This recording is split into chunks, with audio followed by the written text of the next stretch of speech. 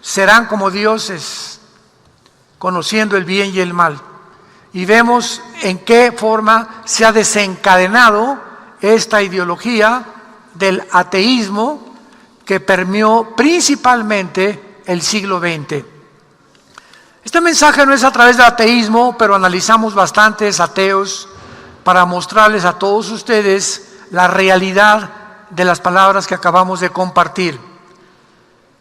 Antes del siglo XX, Blaise Pascal, recuérdaselo a tu maestro en la universidad, Isaac Newton, Louis Pasteur, todavía en el siglo XX, Alberto Einstein, Alejandro Fleming, fueron Galileo Galilei, fueron grandes cristianos. Blaise Pascal escribió, era un físico matemático de los más grandes que la historia dentro de este campo ha existido. Isaac Newton, con las leyes de la gravitación que descubrió, eran cristianos y escribieron devocionales y eran apasionados por la Biblia. Pero entramos al siglo XX y viene la Primera Guerra Mundial, viene la Segunda Guerra Mundial y el mundo entra en una especie que se llamó de angustia, de desesperación. Llegamos a la época de los 60s, donde fue la época en que asesinaron al presidente John Kennedy en la ciudad de Dallas, 1962. El famoso grupo musical inglés, los Beatles, comenzaron a tener de maestro y de gurú al Maharaji de las filosofías orientales. El Maharaji, al llegar a visitar a los Beatles en Los Ángeles, dijo: Dios está aterrizando en Los Ángeles. Les comenzó a enseñar que podían ellos ser dioses también. Los invitó a la India y cuando regresó John Lennon de la India, confesó públicamente que fumaba marihuana. George Harrison, el otro guitarrista, comenzó a decir que tenía viajes de LSD o dietilamida de ácido lisérgico. Creo que hasta peyote fueron a Huatulco, Oaxaca, a comer. Bueno, ¿verdad? Le entraron a todo. Y toda esa época, 60, 70, la juventud entró a una nueva dimensión que se llamó las drogas.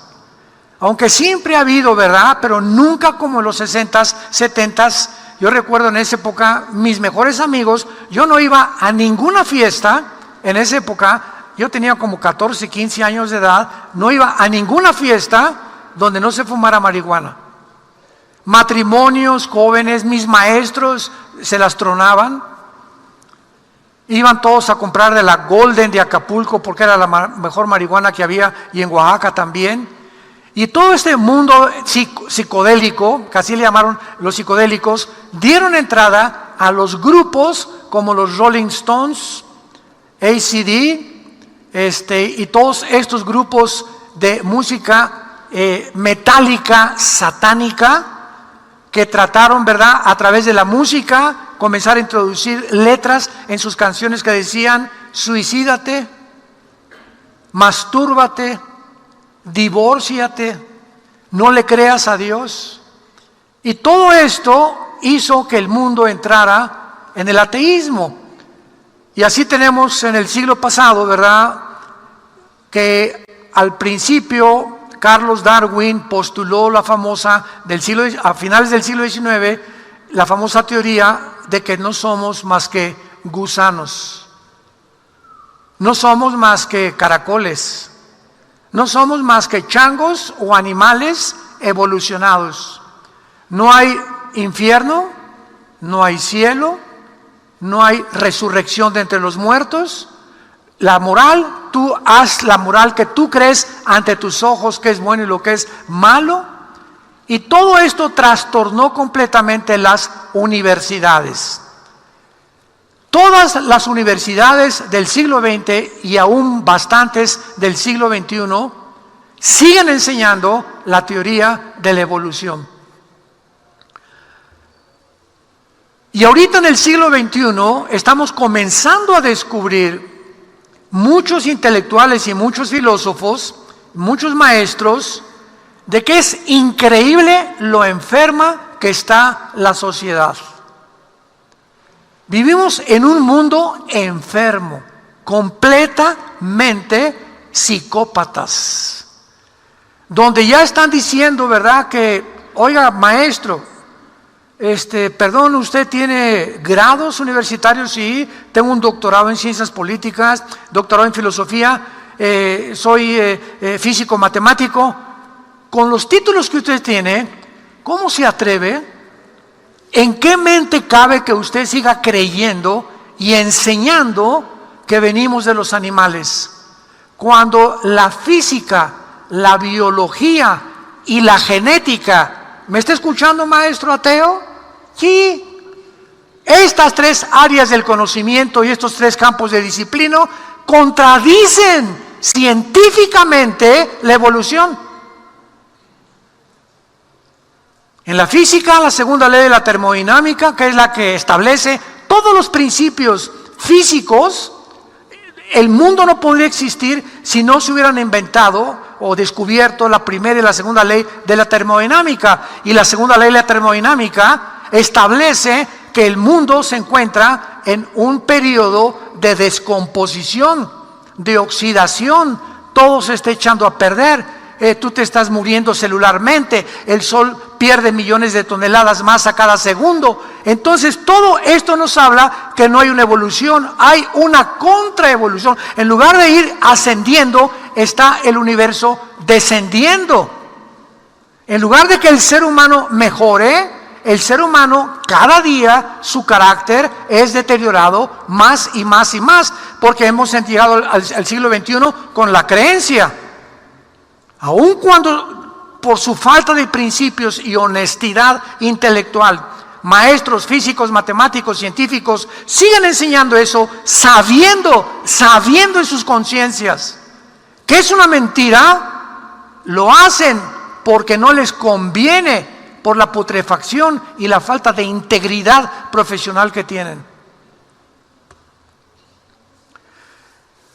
Y como siguen creyendo eso, ya se juntó un grupo de científicos ateos, actualmente en el siglo XXI, diciembre estamos del año 2021, se acaba de juntar un grupo, escuchen esto, que están tratando de desarrollar y mejorar y crear a otro ser humano. Se llama transhumanismo e inteligencia artificial. Si somos seres evolucionados, pues debemos seguir evolucionando, vamos a seguir para arriba. Y ahora vamos a tratar de mejorar al ser humano mezclando el ADN de seres humanos o con embriones, con ADN de vampiros, de murciélagos, de changos, de cabras, de leones, etcétera, etcétera, y mezclar y tratar de darle a un soldado, convertirlo en un super soldado. Los chinos ya están tratando de fabricar super soldados, super seres humanos, o sea, el ser humano ha llegado, el momento en que nos encontramos, a creer que pueden competir con Dios, que pueden crear algo mejor que lo que Dios nos creó. Esto es psicopatía. En mis tiempos le llamaba yo marihuanadas. Este es el mundo en que nos encontramos. Y ahora están tratando, ¿verdad?, a través del transhumanismo y la inteligencia artificial y la robotización, gracias a la tecnología, dice el creador de Facebook, Mark Zuckerberg, ahora vamos a hacer una metaversa, ya no va a ser Facebook, ahora vamos a crear un mundo virtual donde tú te metas con unos lentes y te transportes al Asia, o si quieres ver una mujer desnuda la puedes ver, o puedes, y todo lo que tu imaginación y tus fantasías más locas y más distorsionadas y más enfermas las puedes convertir en una realidad. ¿Saben ustedes cómo se llama esto? ¿Saben ustedes que la Academia de Psiquiatría de Los Ángeles hace 10 o 15 años determinó que el problema o cómo clasificar a una persona que realmente está enferma de la mente? Comenzaron a decir, el primer principio son personas que están fuera de la realidad. Cuando tú sigues creyendo que eres la Cenicienta, Alicia en el País de las Maravillas, y que vas a ser rico, y que tú tienes que porque tienes esto y el poder y la fama y la influencia de como eres político o cantante, de tener amantes y hacer lo que te da la gana, cuando comenzamos a imaginarnos que podemos crearnos una fantasía y que puede haber una mujer mucho mejor que con la que yo tengo, puede haber un hombre mejor con el que yo tengo, puede haber otra cosa mucho mejor. Ese mundo fantástico es una irrealidad que no existe. La realidad es esta, toca suelo, esta es la realidad. Esta es la esposa que Dios me dio, estos son los hijos que Dios me dio, esta es la mente que Dios me dio y todo para usarla para Él. No puedo meter a una bomba de burbuja, una bomba de jamón, al saber que va a reventar en cualquier momento. Y ese mundo que queremos crear de la irrealidad se tiene que desvanecer. Y va a sumergir al ser humano en una depresión y en un estado de ansiedad peor del cual se encuentra actualmente el ser humano. Desgraciadamente la mayoría de la gente no están conscientes de estas verdades. Repito, de veras ve a tus amigos más cercanos, a las familias más cercanas, que enfermas están por la forma como piensan, como perciben el mundo, como perciben la realidad. Viven de veras, se creen Superman y Batman y el Hombre de Araña. Estas verdades no están conscientes porque continúan viviendo en la irrealidad. Uno de los más grandes ateos, yo podría decir que es el más grande ateo del siglo XX, que influyó el comunismo, el nazismo y el fascismo del siglo XX, fue Friedrich Nietzsche, un filósofo ateo alemán. Un día Nietzsche, él escribe esto en uno de sus libros. Dice uno de los libros de Nietzsche que comenzó él a pintar a un personaje de un loco que se levantaba temprano en el mercado, que era él desde luego. Él se está proyectando en este personaje. Se levantó en el mercado con una lámpara y comenzó a gritar: estoy buscando a Dios, estoy buscando a Dios, estoy buscando a Dios. Y entonces la gente que sabía que él no creía en Dios, le decían: oye, ¿qué? ¿Se te perdió Dios? ¿O que está escondido? Y entonces el loco con la lámpara les contestaba y les decía, mirándoles a los ojos: nosotros hemos matado a Dios y lo hemos asesinado. Y si es así, ¿qué esperanza y qué consuelo tenemos para el futuro? Ahora, ¿cómo es posible que el padre del ateísmo del siglo XX haya proyectado este personaje en la locura, diciendo que ese loco no estaba tan loco porque en la conciencia sabía que si mataban a Dios no había esperanza para la humanidad? Esto nos habla que los más grandes ateos saben perfectamente bien, en la conciencia que les da testimonio, la existencia de un Dios supremo. Pero sus intereses intelectuales, ellos han enseñado siempre 50 años en la universidad. ¿Cómo puedo ir ahora con mis alumnos y decirles me equivoqué? Pues sí, sea humilde y hágalo.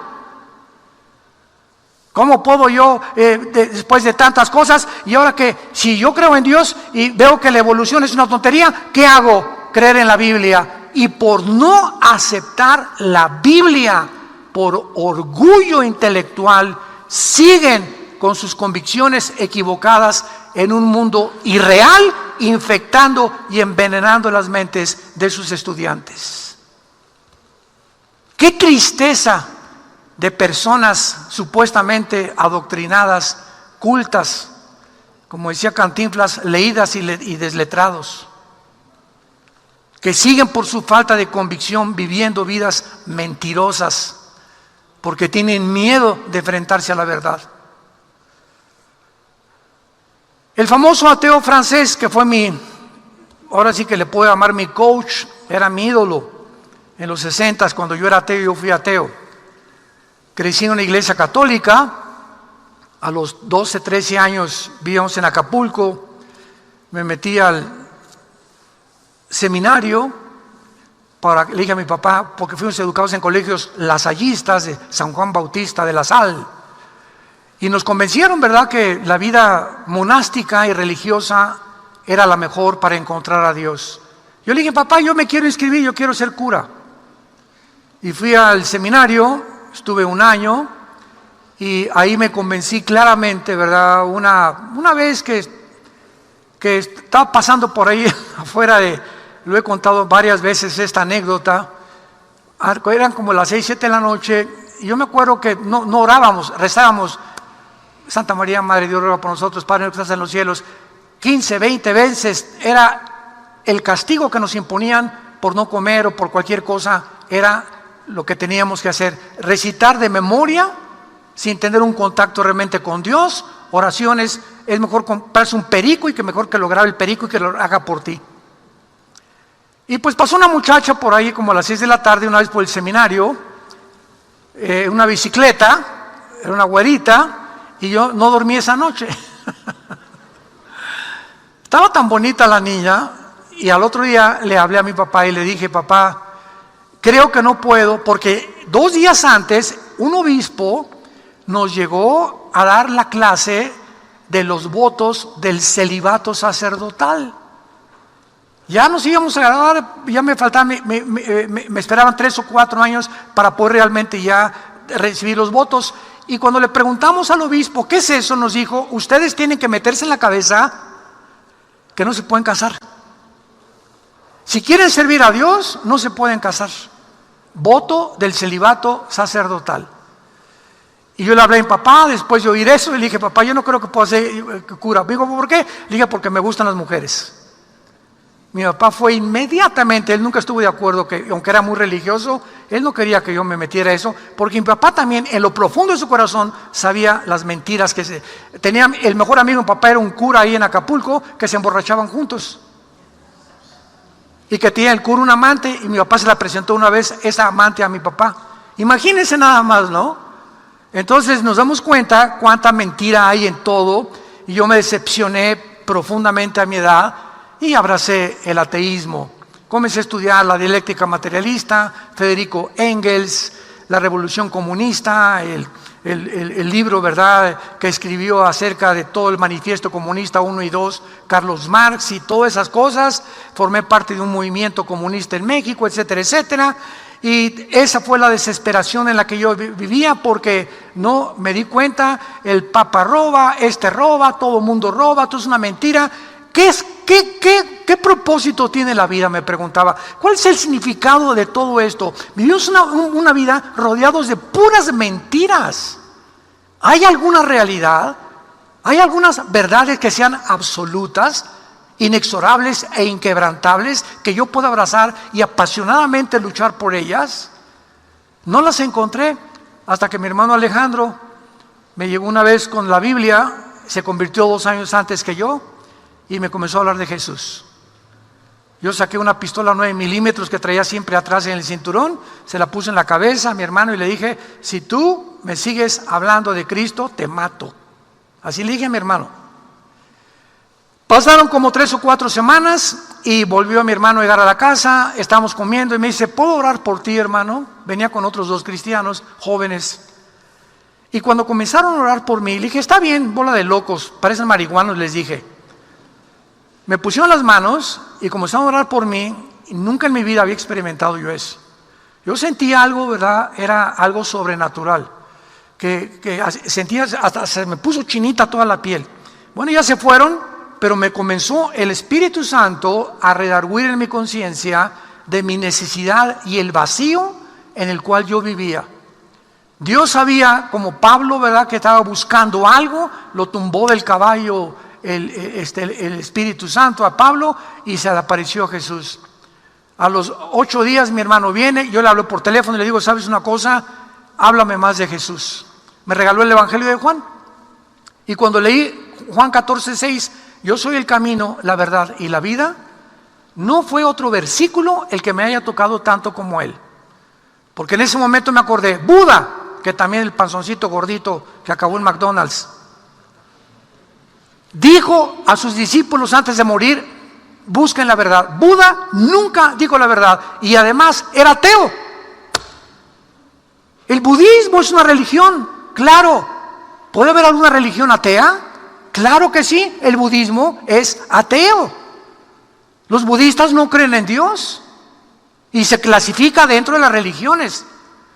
Mahatma Gandhi dijo, bueno, yo evitó que los ingleses en la India pudieran arrasarlos, y a través del movimiento pacífico Mahatma Gandhi ganó una gran pelea contra los ingleses. Era un adicto a la Biblia, pero él siempre dijo, no sé si seguir a Jesucristo o no, Él es demasiado grande para mi vida. Después me acordé de Mahoma, que comenzó a tener ataques epilépticos y visiones del ángel Gabriel, y después se casa con una niña menor de edad que él, y después acaba completamente loco diciendo que maten a todos los que no fueran del Islam. Y me acordé cuando Jesús dice, yo soy el camino, la verdad y la vida, y dije, ¿a quién puedo comparar con Jesús? Nadie ha hablado como este hombre, nadie ha dicho esas cosas, porque Jesús o es un loco, psicótico, paranoico, esquizofrénico, sociópata, porque y nadie ha dicho, yo soy Dios y yo soy la verdad, o Él es lo que Él dijo ser. No me vengas, por favor. Fue un gran maestro religioso, un gran revolucionario. No nos deja Jesús esta opción. Él es Dios en la carne.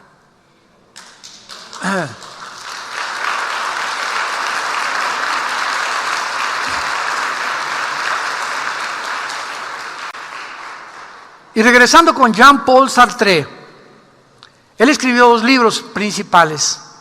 Sartre, este filósofo ateo en los 60s, en la época de los Beatles, los grupos de Metallica, las drogas, todo eso se envolvió alrededor de todo eso. Me acuerdo yo en la Zona Rosa, nos juntamos en la Zona Rosa en México, solamente para hablar de Marx.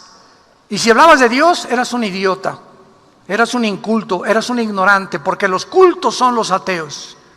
Y estaba yo en ese rollo, en esa ideología, ¿verdad? Que me creía muy culto, y yo le decía a mi hermano cuando me comenzó a testificar, todos son unos tontos, que Jesús fue como todos los demás, ustedes ¿cómo van a poder creer en Dios? Y cuando entiendo yo al leer el libro de Sartre, La náusea, así se llama el libro, La náusea, y el otro libro que escribió se llamó El muro, y Sartre se le nombra el padre del existencialismo en los 60s, porque él comenzó a divulgar una ideología en Francia, en Europa, que llegó a Estados Unidos y parte de México, en que el mundo no tiene ningún significado, dice en su libro La náusea, y luego dice en el libro El muro, yo he caminado y de repente dice que parece que soñó, que vio como un muro o como una pared donde él se acercaba y ya no podía atravesar al otro lado. Y Sartre dice lo siguiente, cuando yo llegué a esa pared, me encontré tal vez en mi sueño desesperado, porque dije, no puedo pasar esto y lo tengo que pasar.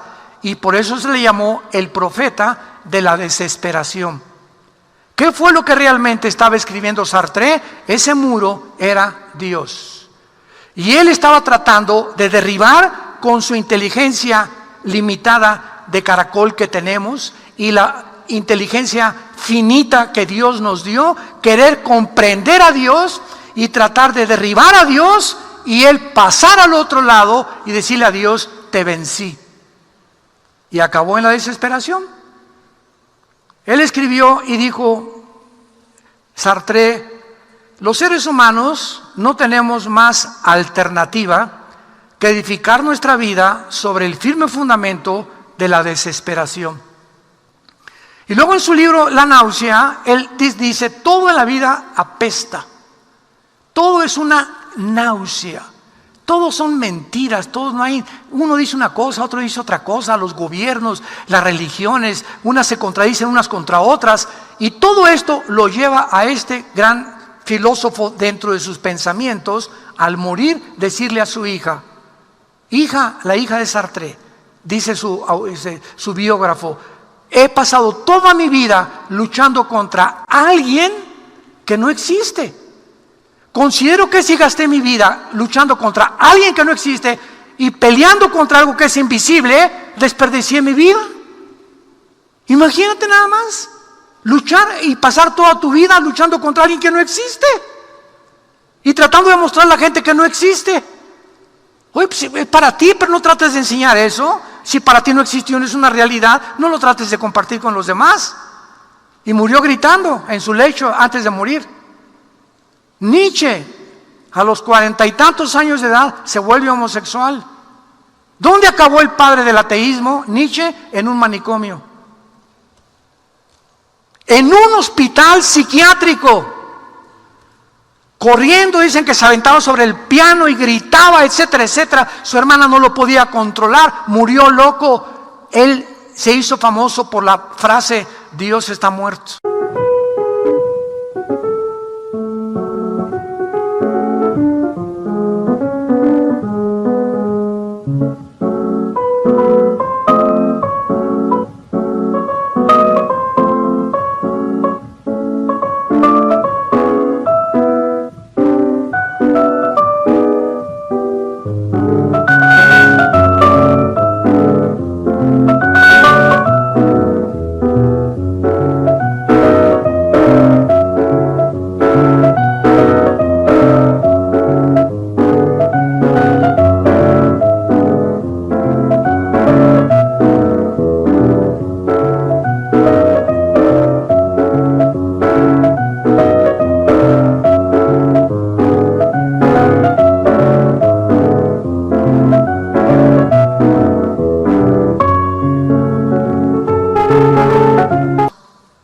Y le escribió en Alemania, en su casa: Dios está muerto. Cuando murió Nietzsche, alguien puso arriba: Nietzsche murió, Dios sigue vivo. Nos damos cuenta que todas estas personas que han tratado de creerse que porque Dios no existe, nunca han hecho la pregunta: voy a acabar mi vida con las mismas ideas, pero ¿a dónde me va a llevar seguir creyendo esto en mi vida, con mis hijos y con mi familia? Sartre escribió también: uno puede crearse su propio significado para vivir, escogiendo libremente cualquier cosa. Y esto es completamente inconsistente, porque Sartre declaró anteriormente que la vida era un absurdo, que la vida era una náusea, que la vida era una desesperación. Así lo dijo. Entonces, ¿cómo es posible que llegue a decir que podemos crear nuestro propio significado? Y Sartre realmente estaba creando su propia ideología. ¿Y saben qué camino escogió? El camino del marxismo. De entre todas las ideas, él escogió las ideas de Carlos Marx. ¿Y a dónde lo llevaron? Aún más lo hundieron en la desesperación.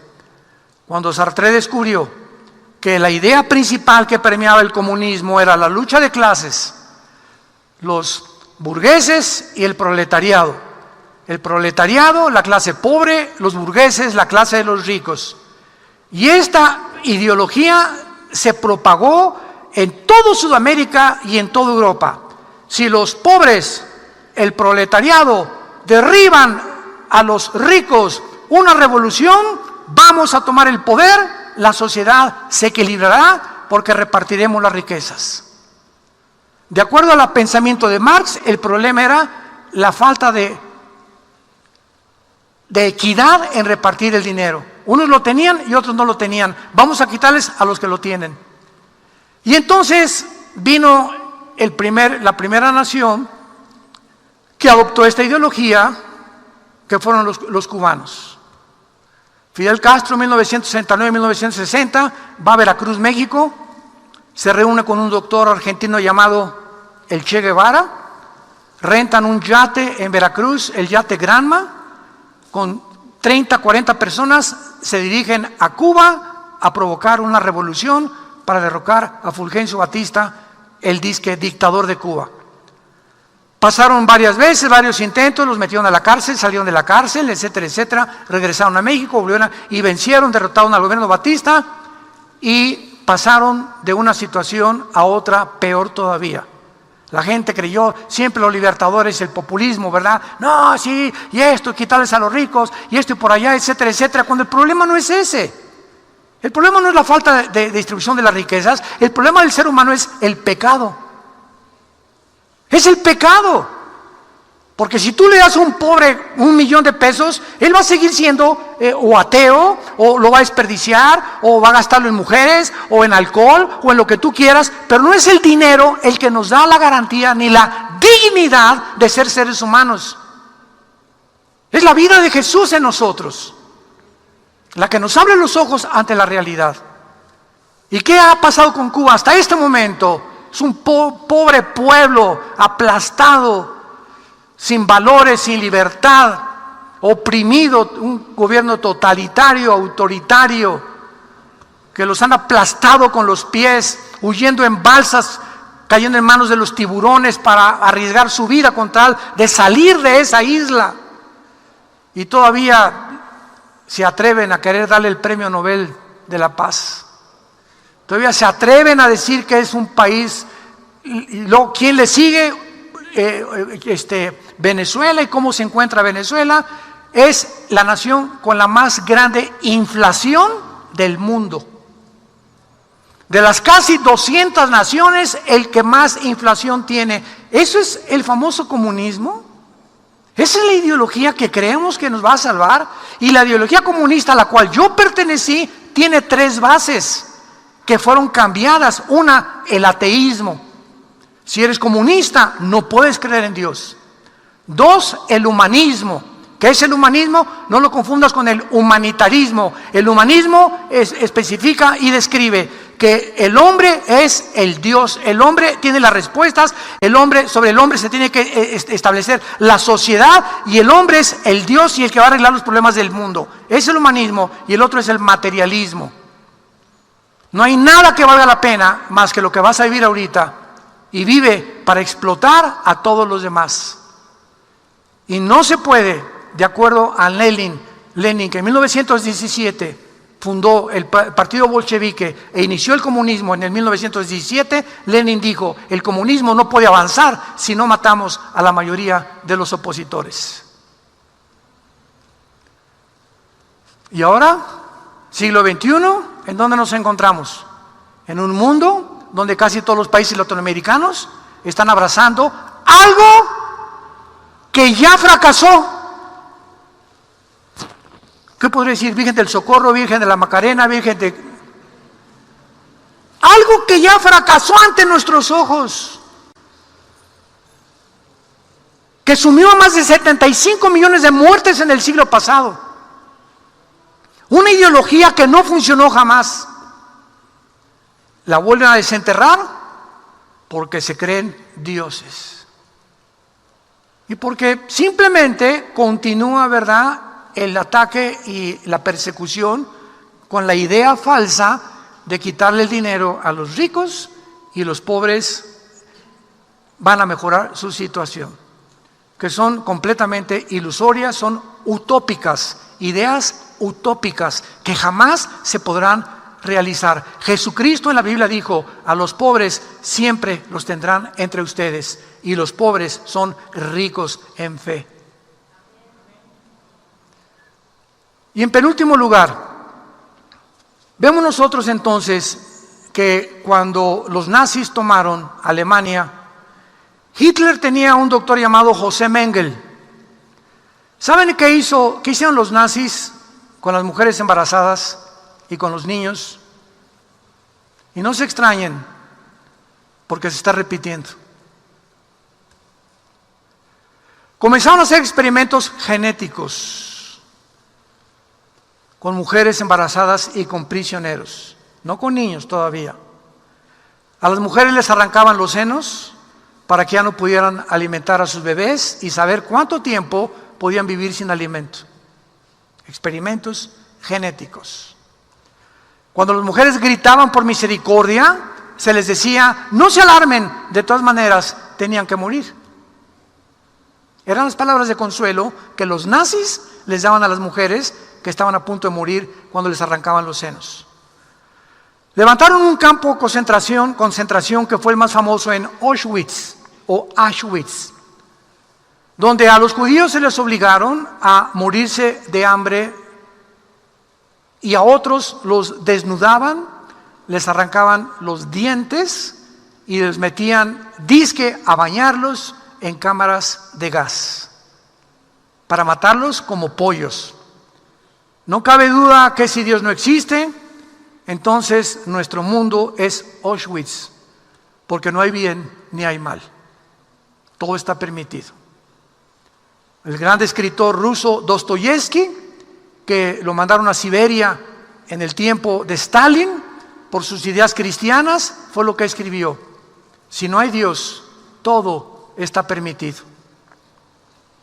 Ningún ateo, ningún agnóstico puede vivir consistentemente con esta filosofía de vida, porque el mismo Nietzsche, él mismo proclamó la necesidad de vivir más allá del bien y del mal, y con Richard Wagner, el gran compositor que era el favorito de Hitler, con la ópera y los cuentos de Wagner y las valquirias de Wagner de la ópera, decía, ¿verdad?, Wagner, que por su antisemitismo y nacionalismo alemán ya no tenía nada que ver absolutamente con Nietzsche. Así que todos estos hombres que influyeron, los nazis, los fascistas, los comunistas, vemos la raíz. Un árbol, dijo Jesucristo, no puede producir mal fruto. Por el árbol lo conoceréis, por el fruto los conoceréis. Entonces veamos, analicemos, seamos racionales los sistemas, las ideologías de los hombres que hemos tratado de desenterrar, de criar, de formar. ¿Qué fruto produjeron por el amor de Dios? No te engañes, no te ciegues. Tienes una mente racional y vamos a dar cuentas a Dios. Somos seres responsables moralmente delante de Dios. Y tenemos que dar cuentas de nuestros actos. No te vendas por intereses económicos ni políticos tus convicciones morales. No te vendas. Mantén tu integridad. No importa que el mundo esté contra ti. Estamos contra el mundo entero. Tenemos que levantar la verdad.